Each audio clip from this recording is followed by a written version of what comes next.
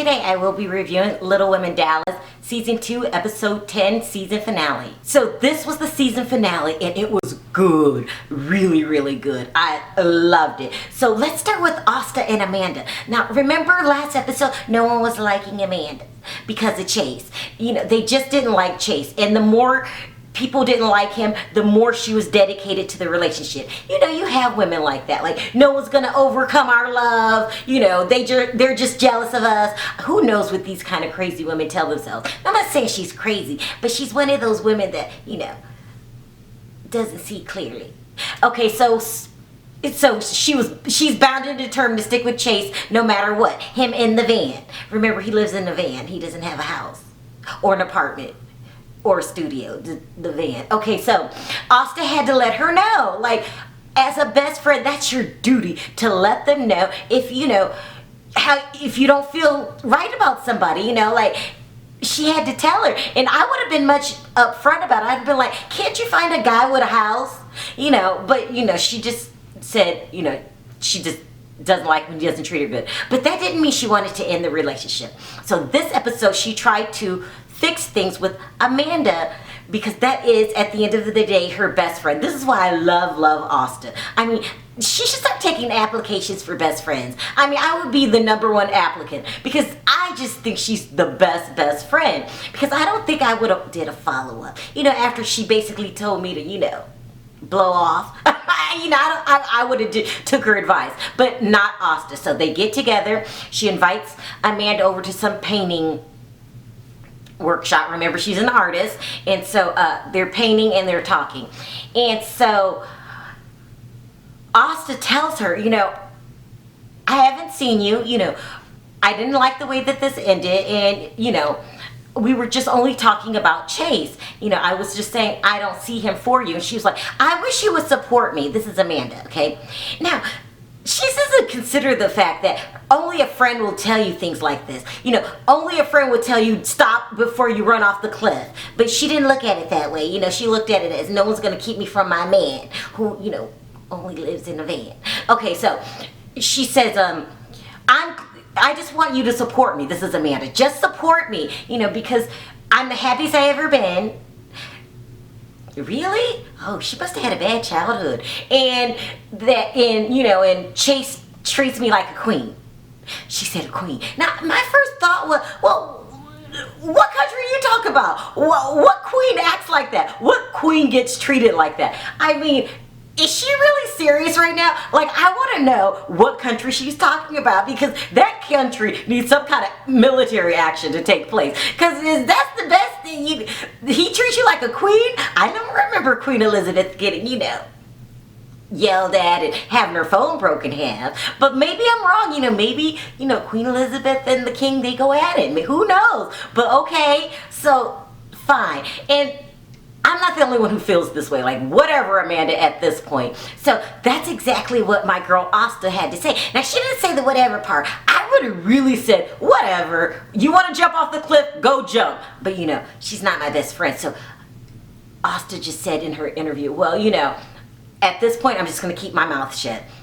What else can you do? I mean, if she's bound and determined to, you know, jump off this bridge, you know, I guess we gotta just let her jump. We tried to give her, you know, a bungee jumping cord. She didn't want it. She wants to hit the water as hard as she can. So, okay, fine. She, no matter what, she's gonna remain with Chase. But then it gets worse. Okay, it gets worse. Just when I thought, this can't get any worse. You know, she's comparing herself to queens, you know, of imaginary countries. Now, then she informs her best friend. Guess what, bestie? Good news. Me and Chase are moving to California. Now, I made fun of the van last week. I said that, you know, it might be their house because California is extremely expensive. But now I'm starting to take it serious. Like, that might be their house. I mean, you can't just move to California on a whim unless you have a trust fund like Emily that we don't know about. Maybe you have a trust fund. You know what, Amanda? I take everything back. Maybe I got this whole situation wrong. Maybe Amanda does know what she's doing and this is a part of her plan. You know, maybe she wants to move to California, try to make it in the acting business, and maybe she's using Chase for his van because, you know, I saw the van. It was really nice. You know, it's one of those, you know, old-fashioned ones with bed in the back. It was really nice. It was a nice van. And so maybe this is a part of her plan. You know, she always wanted to be a stunt double and slash actress, although I didn't hear about the actress part until last episode. Maybe that's a part of her plan. Maybe they can just live on the beach in the van. You know, a lot of people do it. Don't think it sounds crazy. It's not crazy. Like, a lot of people do it, and that's their life. It's like a whole homeless van community. It's like a van community down there, especially if you go to Venice Beach. You know, I don't know who's been to California, but you know, I was raised in California, and Venice Beach is full of the homeless, you know, but they're still nice people, and I'm sure many of them can act. Maybe this is a part of Amanda's plan, and who knows, you know, maybe she'll make it. You know, you're in the steepest competition in California. Everybody's pretty, everybody's good, so it's among the best of the best, and maybe there's a chance that she will make it. I mean, they all can't be Tara Jolie, can they?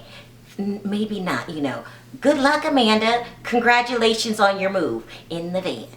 Next, there's Tiffany. Now, her storyline was extremely sad, but I just couldn't muster up a tear for some reason, because I seen it coming. I seen it coming. Go back and check my reviews. I'm not just jumping on the bandwagon at the end to say I told you so. So, we all know that Tiffany and Austin were having problems, and the problems was that he wouldn't get a job. And I told you last episode, I think she's okay with him not working. I think she just wanted to please everyone around her, her parents and her friends. She didn't want anyone to judge her, be like, your man stays home all day and plays game and doesn't even wash the dishes? She didn't want that to happen. So, you know, she forced him to get a job. It brought a lot of tension into their relationship. But, you know, I can't be too hard on her. You know, I've done things before, you know, for appearances. You know, we all get weak sometimes. I just don't do it with my relationships.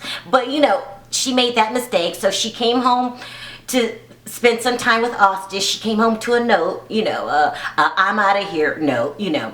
And, you know, he always likes to use the B word. I mean, I wonder if he was thinking that in his head when he wrote it in the letter, you know. Because she said, you know, she doesn't get offended by that. He was probably, I'm out of here, B, when he was writing the letter. But, and she was devastated. She was devastated. But that's why it's so important that you live your life, okay? And not what other people want you to do. Because, like, now you're by yourself, you know, no offense. And where are we? Where are all the other people that judge? No, we go home to our men. You know what I mean? That's how life, you know, people are two-faced, child. They'll tell you to do one thing and they'll do another.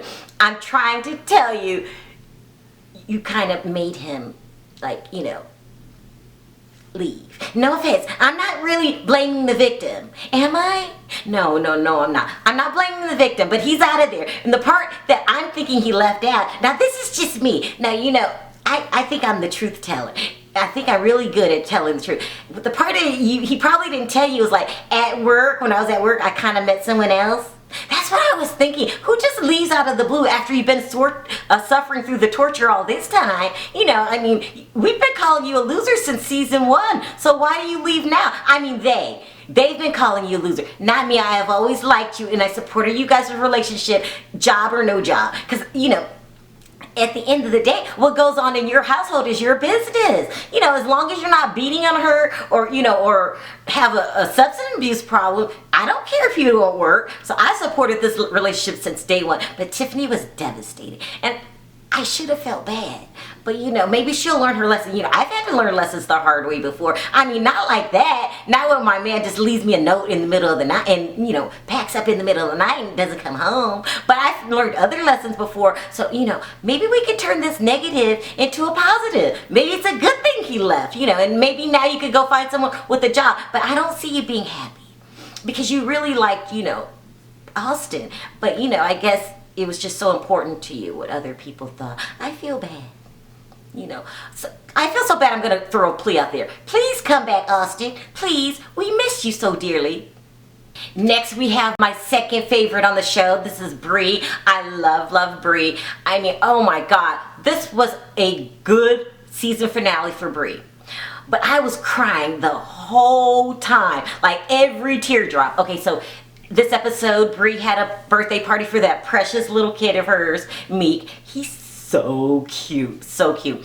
And she invited everybody, including the new guy. Now, there's no secret, you know, I wouldn't say I don't like Wooda, but I just don't like him with Bri. So I was really, really happy when she met the new guy. He's cute.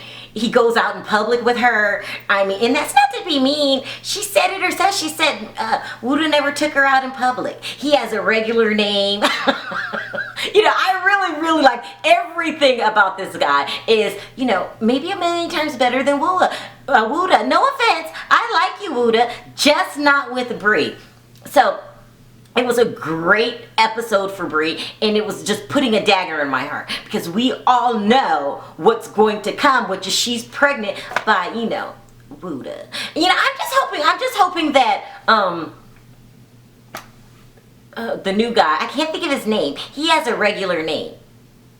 Can't remember what it was, but I hope he just is okay with her being pregnant and that this relationship continues. But just a lot to throw on somebody, you know, like, please, you know, let's make this work, even though I have 2 kids and a deadbeat dad who possibly couldn't pay child support. Now, I'm not saying he's not going to pay child support. I mean, he just fits the stereotype of the ones that don't like to pay child support, you know. But I better not say that. That'll be putting it out there. You know, hopefully that's the best scenario. But maybe they can get back together and be a family. I just don't see that happening. But, you know, I'm going to pray for you, Bri, because I love you so much.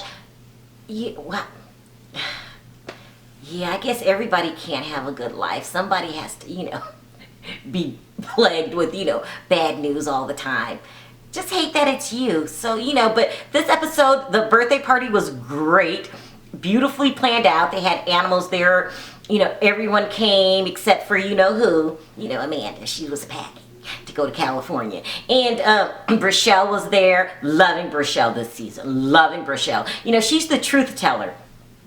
Just like I am. You know, I'm like Brishelle. You know, we like to tell the truth. And, you know, sometimes people don't appreciate the truth. But, you know, that's my job. Now, I don't know who died and made me the truth teller. But, I just, you know, labeled myself the truth teller. So everybody was there, including Emily. Let's talk about Emily next. So Emily's storyline was very, very, very, very, very, very important this episode, because now she is getting the embryo, you know, the baby implanted in her, and sometimes it'll take, sometimes it won't take. But I didn't realize, I knew it was painful to go through it, but hers looked more painful than the most painfulest. Did I make up a word, painfulest? The most painfulest I've ever seen. This was painful looking. It does not look easy whatsoever, but she endured it. But I'm a little nervous for Emily. Kind of, you know, I don't want to say it because, you know, everyone says I'm mean, you know, and I'm not mean. I'm the truth teller. So I'm going to tell my truth, and you better not post anything in my comments about it because I don't care. I don't know if Emily should be having a baby right now. She seems a little, you know, she's still in mourning and still a little bit, you know, on the edge. You know, up here. No offense, no offense. You know, it takes a long time to get over things. But I will admit, maybe I could be wrong. Maybe a baby will bring some healing to the situation. I just don't, yeah. I don't know how for me, I probably would have mourned first and just got over everything. It's not like she's in her 40s. She could have a baby later on, but, you know, maybe it will bring some healing. But God forbid, you know, let's just hope everything goes good with this, you know. Yeah, you know, wow. And then it has to work because she endured so much pain. So, you know, I hope everything works out for you, Emily. So, with everything going on with Amanda, the girls planned a trip to a dude's ranch. Yeah, never heard of it before. I'm going to say they went horseback riding. That's what I like to call it. You know, that's what we call it in California. We went horseback riding. But she went to a dude ranch, and all the girls were supposed to come. Amanda couldn't come because she was packing up to go to California with Chase. She could have came. She chose not to. She chose to drive right past and not say goodbye. Even though before she left, Brachelle, Tiffany, and Asta did say goodbye to her. And they wanted her to stop by just to say goodbye to the entire group. She chose not to, She's a little, everyone says I'm mean sometimes, but I mean, that kind of, I didn't understand that decision. I don't understand any of the decisions Amanda makes. I still like her, though. She's a very sweet, pretty, determined person. She just makes crazy decisions at times. But okay, so everyone's at the Dude Ranch, and they have a great time without Amanda there. That sounds mean. Is that mean? But they did. I can't make it up what happened. That's what happened. So they had a good time at the ranch. And Emily, now that she freshly has the embryo implanted in her, didn't go horseback riding and didn't argue because that was part of her doctor's orders. No more starting, shit. So she went and was with a great new attitude. Why can't you act that way all the time, Emily? You will when everything, when your life, evens out, right? Okay, so everyone was there having a great time. So they're all sitting down, they're enjoying a great meal. And according to Brachelle, it was so good, she couldn't talk. It was that good. Brachelle loves to eat. She loves to eat. She'll tell you herself, she loves to eat. And all of a sudden, here comes Daquan. And he wants to talk to Kaylee. Now, we all know Kaylee's my favorite person on the show. Like, I hate showing favoritism. I just hope I don't do that to my children one day. Like, I can't help it. I like Kaylee. But I'm not the only one. So is Daquan. He loves her. So he asked for his ring back. He ripped the ring off her finger. She was not giving it back easily, not without a fight. But he re-proposed to her because he feels like his mother messed up the first proposal. Now, I hate to be mean to the mom, but she did. But I'll give you just a little slack because it did catch you off guard. But, you probably didn't have to act like that. But, I'm sure you're going to apologize one day. In the meantime, Daquan apologized for you, and it looks like the engagement, wedding, all of it is back on. That's so good. I'm happy for my girl Kaylee. Like, you went through a lot this year. I really like Kaylee. I think she's the most fun of the group. Now, everyone else is fun too. Right? Who? Yeah, they're all fun too. But she's the funnest. And so, I really like her the best. So, that's how it went down. So, this was a good season finale. But I cannot wait. You know what for? The reunion. When Bri has to tell, as in a loving way, I'm going to call Wooda a deadbeat. This is a nickname. I can't wait to see that deadbeat Wooda, his reaction, and what he's going to do with this mess that they're in. This is a mess. Bri. I hope things aren't over between you and Jamarcus. I can't remember his name. I call him Cutie Pie. So that's what happened this episode. Very good season finale, but I'm waiting for the even better reunion. So don't forget to click back and watch that because I'm going to review it. Thanks for watching. Talk to you next time. Bye.